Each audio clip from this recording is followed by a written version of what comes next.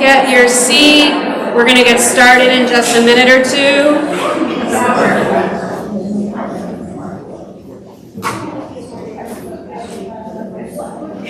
Thanks, everyone. Welcome. Can you hear me okay? So welcome to night 3 of our strategic planning, and welcome to those folks who are joining us online. So tonight is a little bit different than we've been doing, which is why I'm not wandering around. We will be having folks online as well as here. So we're really, thank you so much to the tech team for making that happen tonight. Thank you, Richard, and all those who pushed that to make it happen. So tonight is accelerated instruction, acceleration of learning, talk about learning, which of course we've done in nights 1 and 2 as well. It's always focused on, how can we make our classrooms the richest places possible. So thank you so much, everybody, all the parents and staff and teachers and board members and folks who've come out tonight. We have all the board members in the house. I'm not going to have you stand up because people online won't see you, but just so folks online know that the board members are all here. We have lots of folks in the room, and we're happy to have you here.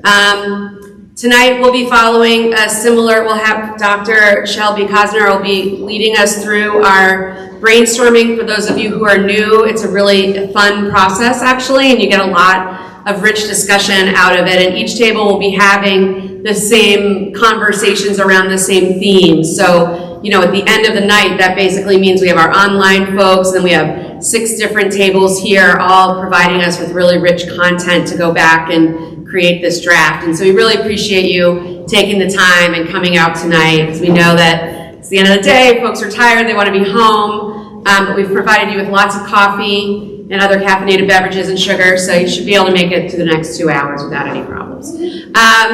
I'm going to call up board member Louis Mercer, who's going to read our land acknowledgement, and then I'll call up Dr. Hightower.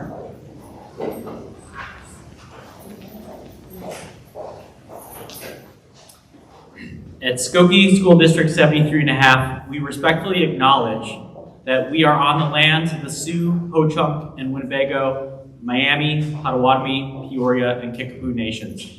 These nations were forcibly removed from their traditional territories, and these lands continue to carry the stories of these nations and their struggles for survival and identity. As a public institution committed to building a foundation for learning, leadership, and life, and educating our students to be critical thinkers who want to make the world a better place, we have a particular obligation to recognize the peoples of these lands and the histories of dispossession upon which our schools rest. As educators, we recognize that by being silent, we are complicit in the ongoing oppression of Indigenous peoples, and we take this first step in fulfilling our responsibility to critically look at colonial histories and their present-day implications as we pay respect to the keepers of the land and to the land itself. Thanks, Louis. I'm now going to introduce Dr. Zipporah Hightower, who will welcome you for this evening. Thank you, Dr. Hightower. Hi and welcome, but before I get started, the committee that works with us every week to talk about what happened in the last meeting and how are we going to manage the next meeting, can that committee please stand, our strategic planning committee? The people that get on the call with us for 2 hours, don't look around trying to figure out who we are.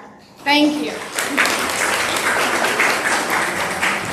I wanted to thank them because we have been toiling over how to do a live stream and in person at the same time.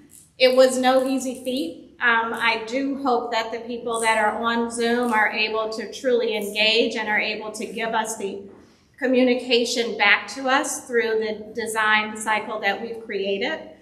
It is extremely important for us to get the voices of our community. And today is as equally as important as the last 2 sessions we've had, acceleration of learning. And so when we are thinking about acceleration of learning, I want you to not just think about instruction, but also where instruction leads us, what that means as far as life, what that means as far as education and our ability to impact our society. So really taking in all of those pieces of information. The other thing that I want you to think about is thinking truly outside the box. What are the things that we desire for our children? What are the things that we know are coming up and bubbling up in our community? What's bubbling up in society as a whole? I had a conversation today with a person who does aerospace, and I wanted to talk to them about flight and aviation because I'm understanding now that gamers are really good at that. And so really thinking outside the box of not our future, but the future of our children, and really thinking about, and this is something I said to Helen when we were meeting today, as far as teachers are really getting into their lessons and building out their units and thinking about their children, the ones that are in our preschool and kindergarten are teachers thinking about what will it take for our children that are in front of us right now that are 4 and 5 year olds, getting all of them into ELP when it's time to take those exams. So what does that look like for us? That it's just the norm for all and not for a smaller fraction of our children. And I know we can get there if we're doing and deliberately thinking about that over time and really thinking right now, what does that mean? Does that mean extra resources? Does that mean extra support? Does that mean that teachers need to go and see other professional developments outside of our building? What does that mean? What does it take? And so just really thinking outside the box, and I want to just acknowledge our teachers because when I tell you, when you're in the classrooms and seeing the work that they're doing, when you see the level of knowledge that they have and the units that they are developing, it is impressive. It is absolutely impressive. And so what we can continue to do is think about what is it in our infrastructure that we don't currently have, and I know infrastructure is the next week, but what are the things that we need in order to go to that next level? Because the teachers are doing what they need to do, our administrators are doing a heck of a job of what they need to do. So really thinking outside the box of what do we need collectively in order to make sure that our children are farther well prepared than we can even imagine. So with that, you have a lot of materials on your table. You have information around how we've been looking at our literacy audit and how we've been thinking about literacy. You have information on how we're thinking about all of our learners.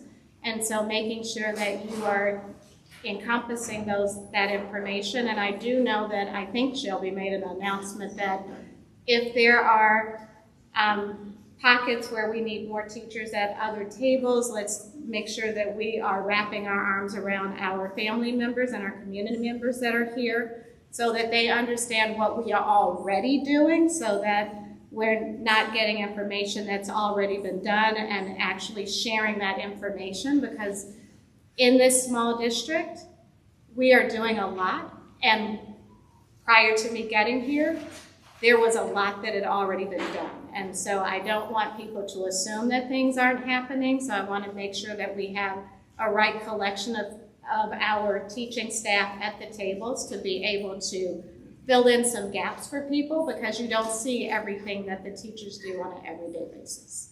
So thank you so much for coming out, and for the people that are on Zoom, I do hope that you have a positive experience.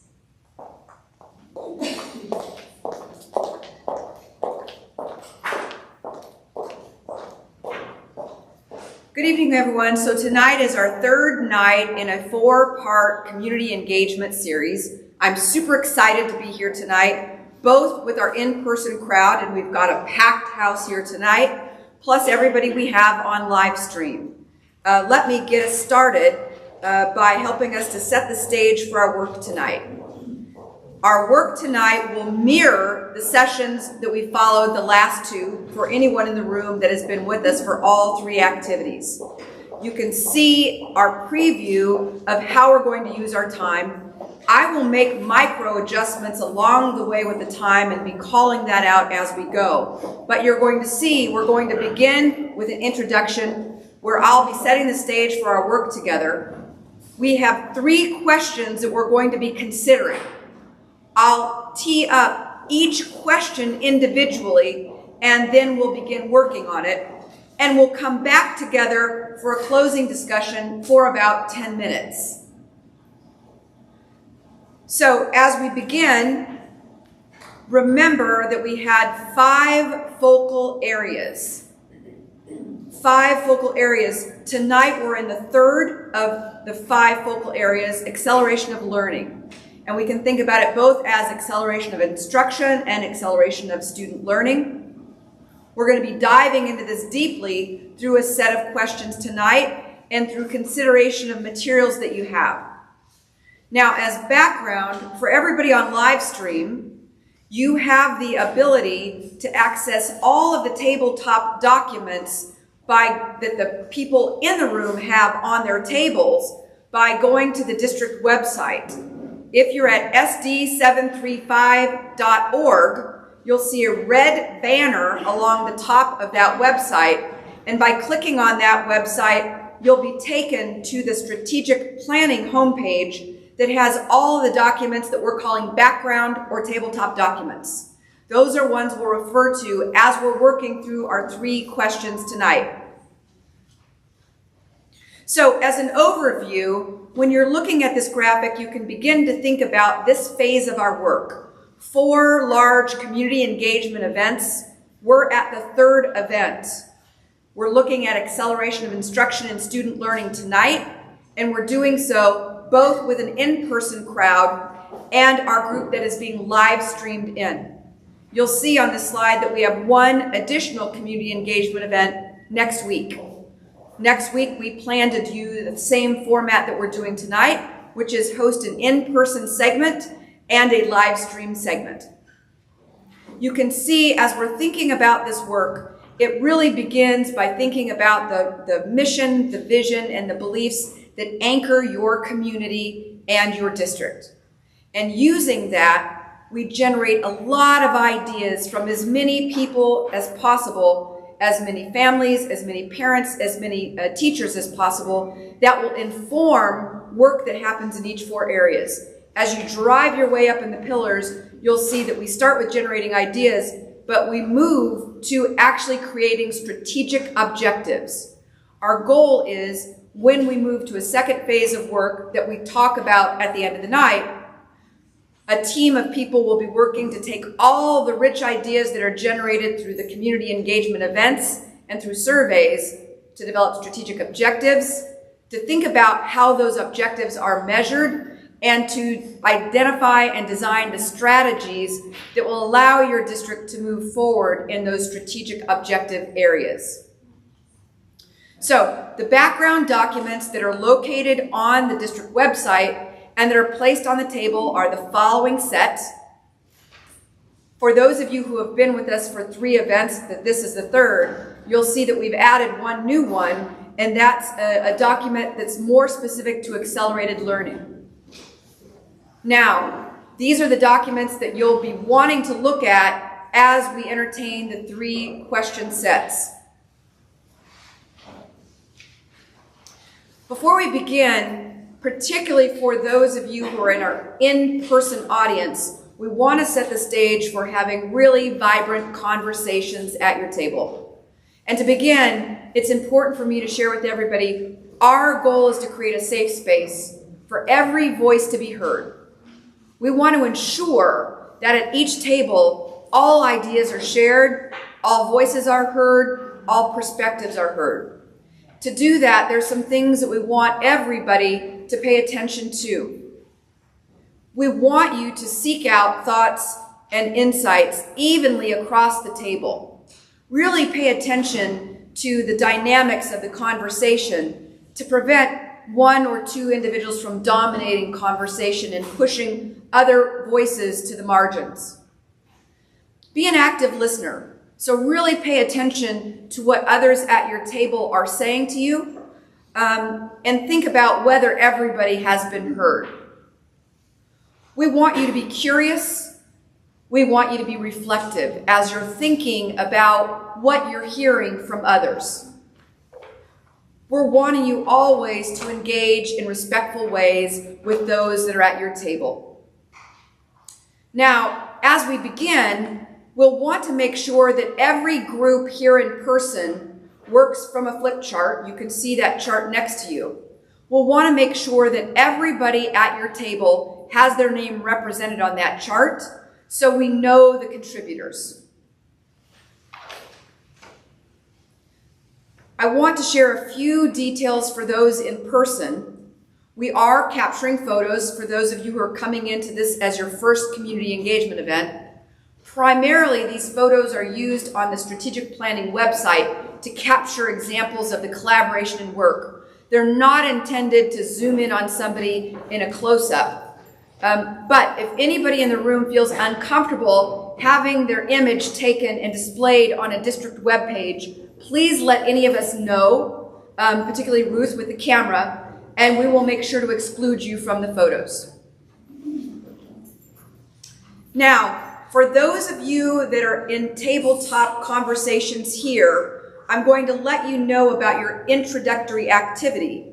Then I'm going to follow it with a brief discussion that will help everybody on live stream understand the overall format that they will experience. For everybody here, there are name tags on the table. We would encourage everybody to find a name tag and put one on so that everybody at your table can see you, know your name, and call you by name. Think about also placing your stakeholder role on that name tag. As a parent, as a community member, as an educator or a staff member in the district, and you may wear more than one hat. Now, when we begin, we're going to have everybody in person engage in about a 10-minute activity so that you can get to know others at your table. Begin with a brief introduction. Let everyone know the role that you're in. Let everybody know how long you've been in this particular community, and share an insight that helps others understand why you chose to join tonight's community engagement event. Next, for those of you who are in person, you'll need to select a facilitator. Facilitators will be managing the overall conversation at the table. We have 3 questions. They appear in a documentation sheet on the page that's a facilitator guide. I will always explain the question set before we get started, but facilitators have that guide to help them along the way.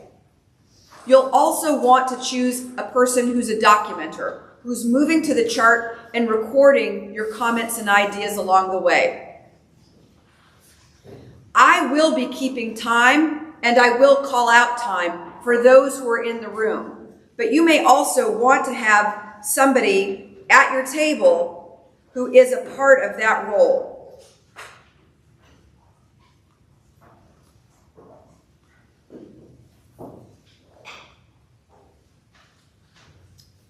So before I go on to question number 1, I want to review for everybody on live stream the procedures that we'll be following. For everybody at live stream, again, we've suggested that you go to the district website to retrieve the background documents. We set the live stream up in a format where we encouraged individuals at home to think about doing this as a family activity, or to think about connecting with others in their neighborhood or their network and bringing them to one location to do it collaboratively. If you have a collaborative group around you on the live stream, we're going to encourage you to follow the 3 discussion prompts associated with each question. But if you're doing this independently at home, you're only going to complete the first discussion prompt. The discussion questions are always ones that I review, and even for those on live stream, you have a facilitator's guide that shows the questions.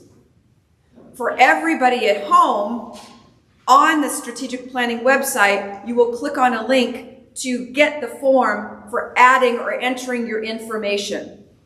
There are places for you to answer 3 broad questions, and you would be typing your entries in.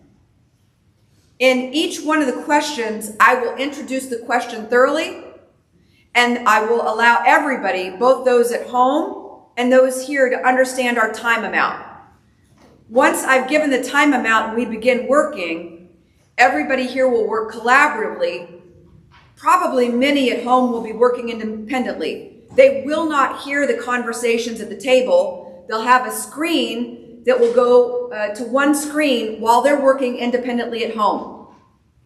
When we are ready to go to the next question, they will come back into the audience and I will go over the second question. We'll follow the exact same procedure. Well, they will work independently while you're working collaboratively. We're ready for the third question. We will bring them back in again to hear the instructions for question number 3. Lastly, we'll all come together, both in live stream and in person, for closing conversations for about 10 minutes, so everybody knows where we're going in the coming weeks and months. So that's our procedure, both for those on live stream and for those here in the room. So let's begin by thinking about the first question. The first question, before we get to it, I would want everybody in the room to take 10 minutes doing your introduction now. So I'm going to start time, and remember, you're introducing yourself, letting them know your role, letting everybody know why you're here and how long you've been in the community. You're going to select your roles, and then you'll be ready to begin. Go ahead and get started.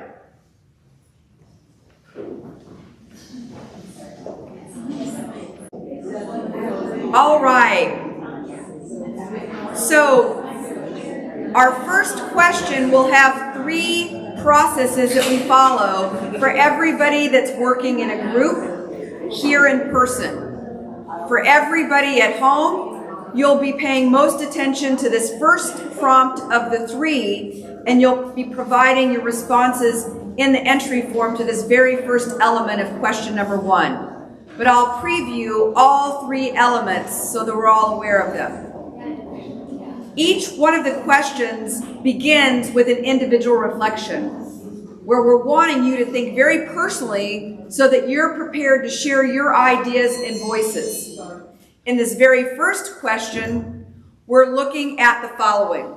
We want you to think about the materials that you've looked at that are the background materials, those on your table, and also to draw on your own insights and experiences to talk with your colleagues about your hopes and your aspirations related to enhancing accelerated instruction and student learning. These are your hopes and aspirations. And as you're thinking about this, what would we see at the end of the strategic planning period in 5 years if those hopes and aspirations had been met in this focal area of accelerated instruction and student learning? Individually, everyone at live stream and everyone here will begin by thinking about that issue.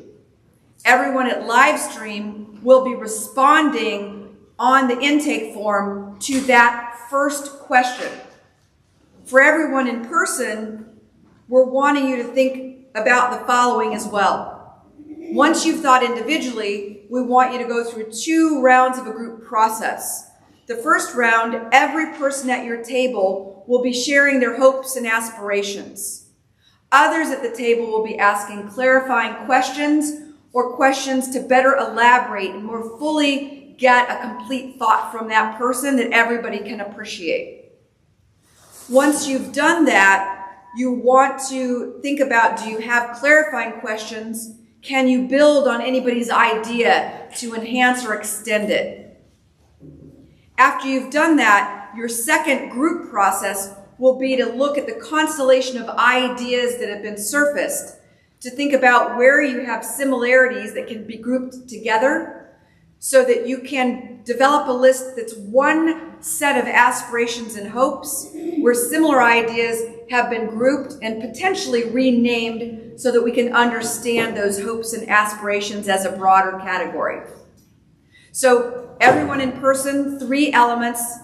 Everybody at home, you're beginning with your first hopes and aspirations and you're jotting down as many ideas as you can. For everybody at home, we will step away from the camera and you will see just a screen while we're working here. And at the end of time, we will all come back together before we proceed to question number 2. We have 20 minutes for this first question. We can all begin now.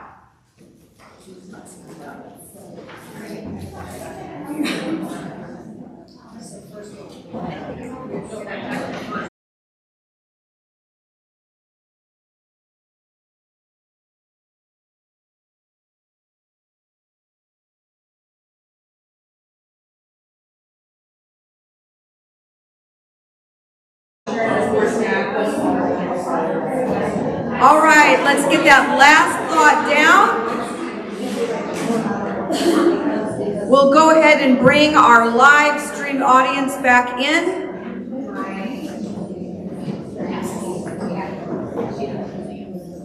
Now, before we get started on question number 2, the question set will follow the same format with 3 elements. Everybody in person will go through all 3 of the elements of the question set. Everybody on live stream will focus on the first element of the question set. What I'd like to remind everybody of, the documents that we have on the table and in the background location on the district website have been translated. So if individuals want translated documents, those are located on the website. You can also check in with anybody in the district central office, including Lila, who will help any family that needs access to translated documents for this purpose for strategic planning. So let's shift gears and begin to think about question set number 2. So as we're thinking about question set number 2, what we're doing is we're engaging in what's called a SWOT analysis. I'll walk us through that because it is quite simple. But as we're doing the SWOT analysis, we're staying focused on accelerated instruction and student learning. You've been thinking about your aspirations and hopes in that area. Now we want to think about the kinds of things that might be drawn on as resources to support work in that area, or the things that might be challenges. So as we think about a SWOT analysis, the SWOT stands for SWOT,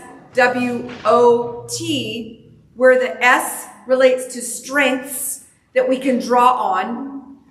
Those are internal in nature, things within your community or within your school district in particular. Weaknesses are, again, things internal that might undermine the aspirations that you have related to accelerated learning. Now, when we think about the O and T, we're thinking outside the district, things that are at large that, again, might operate as opportunities that we could draw on as supports for this work, or things, again, outside of the school district that could be threats to this work. Now, on your table, you'll have a chart that looks like a box that's cut into 4 segments.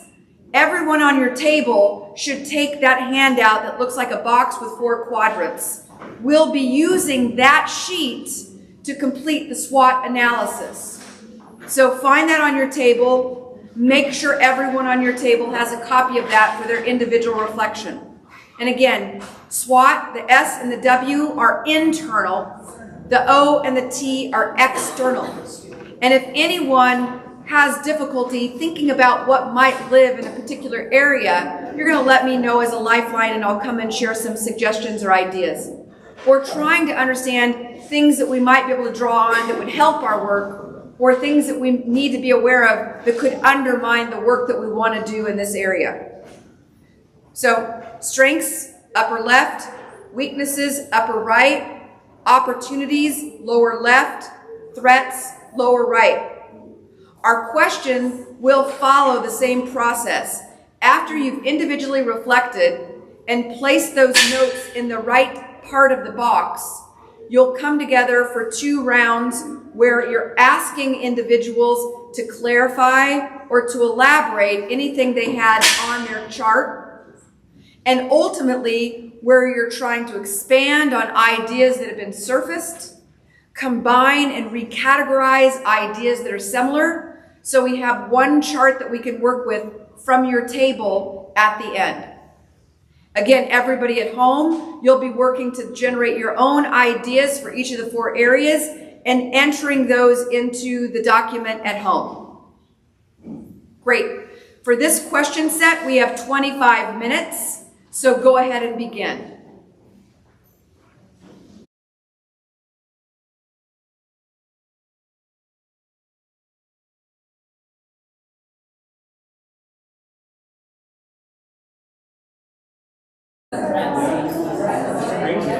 So as we begin to think about question number 3, Again, 3 parts. We're building from the thoughts that you've generated so far. So again, thinking about the aspirations that you and your tabletop partners identified in question number 1. And then thinking about the SWOT analysis that you completed, where you identified strengths, where you identified weaknesses, both internal to the system, and where you identified opportunities and threats that are external. We want you to begin thinking about strategies.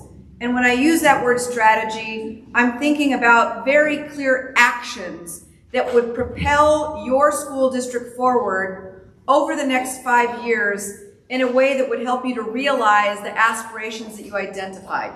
So these are very particular actions that could be taken.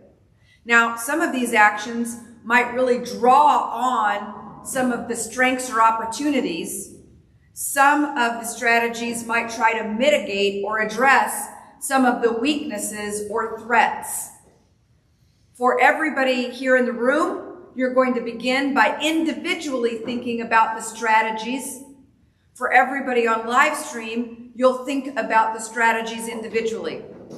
After that individual consideration, the facilitators will lead us through a group process again for each of the tables so that you can move away from your individual thoughts to really hearing the thoughts of everybody at your table, asking for clarification, asking for elaboration, building on one another's ideas, so that in the final round, you can consolidate strategies or actions when they start to look similar, clustered together in a category. And on your chart at the end of the night, you'll have a complete list of strategies or actions that you think are the most viable for helping your district move forward in this aspirational area. All right? For this last question set, we're going to have 18 minutes. Everybody at home and everybody in here, set your clock for 18 minutes. I will let you know as we're progressing. Go ahead and begin.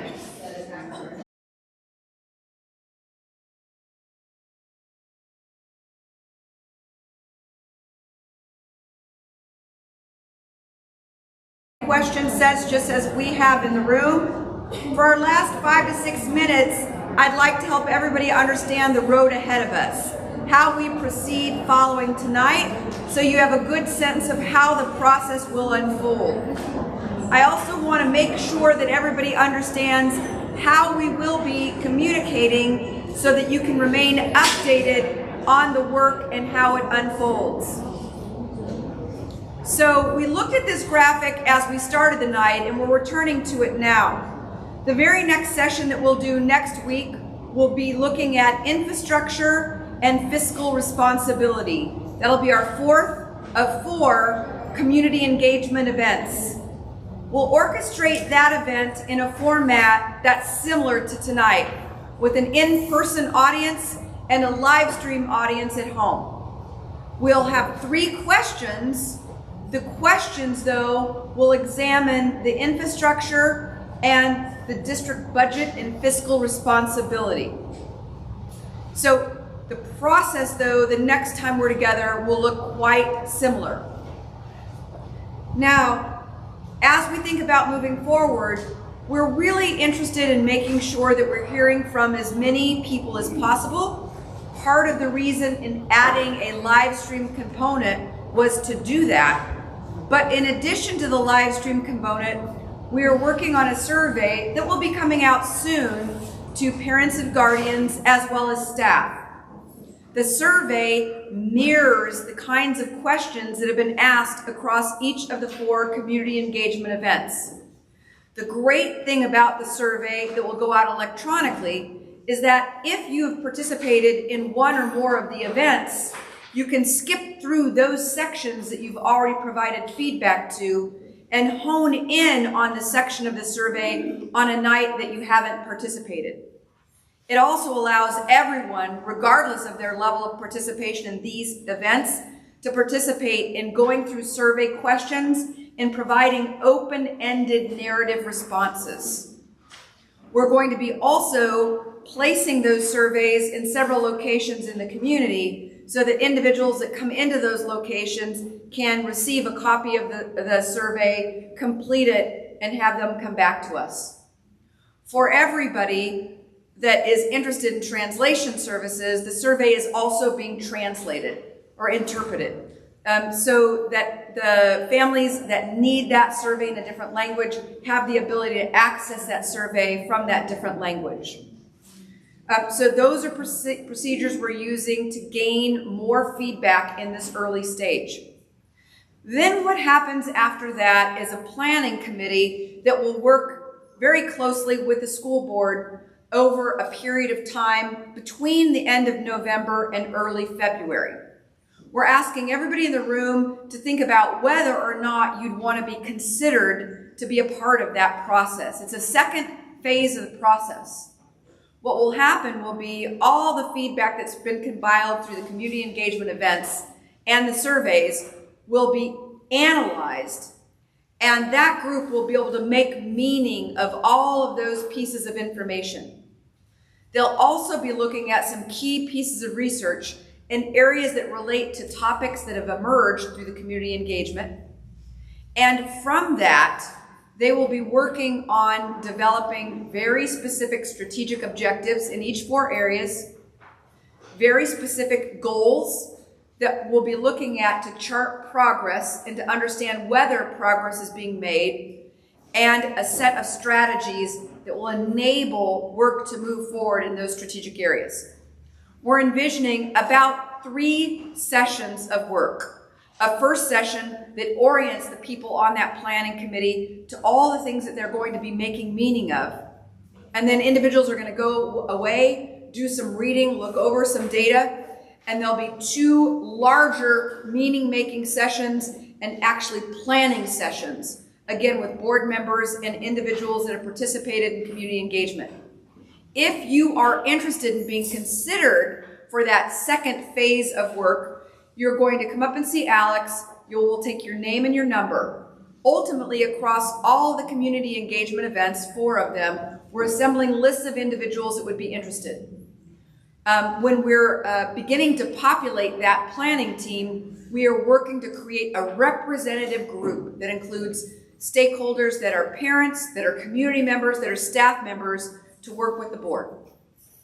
That, again, would happen, that work would happen between the end of November and early February. And the culmination of that would be the first draft of the strategic plan that would then go out to the community, to parents, and to educators for a cycle of feedback this spring, with the goal of having the board review and ultimately approve a new strategic plan by May. So that gives you a broad way of thinking about how the process will unfold.